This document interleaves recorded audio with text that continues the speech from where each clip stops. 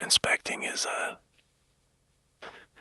yeah, I mean, I got like a mold inspector license, which isn't like that's not, and anybody can really get that. It's just like a little certificate. It's like an online thing, and most states don't have any requirements to be a mold inspector. Like you don't, if you charge, this is at least in California, but if you charge less than $1,000 for inspection, then you don't need a license for it.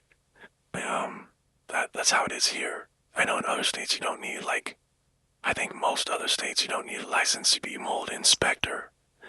Um, but most of the time, if people hire you, they're going to be looking for some sort of certificate or experience or something like that. But it's more. There's nothing like such a hard set requirement to be an inspector, to be a mold remediator. That's different. That you need a contractor's license for that to be a mold remediator. But there's a lot of like little mold test kits that you can get also.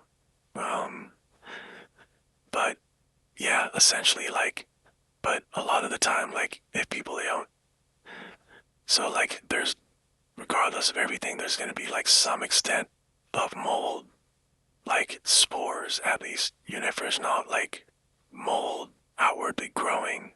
Um, there's gonna be some level of the spores in the air, and and so essentially you have to compare how much like mold spores are inside the home and how many are outside the home.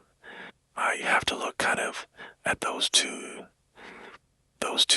sorts of things, and basically compare them. And like if inside the home it's like a lot, if inside the home is like a lot more than outside, then yeah, that points to some sort of problem.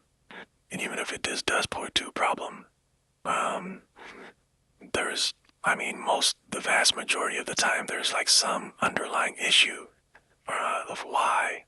Like it's either a plumbing leak or a roof leak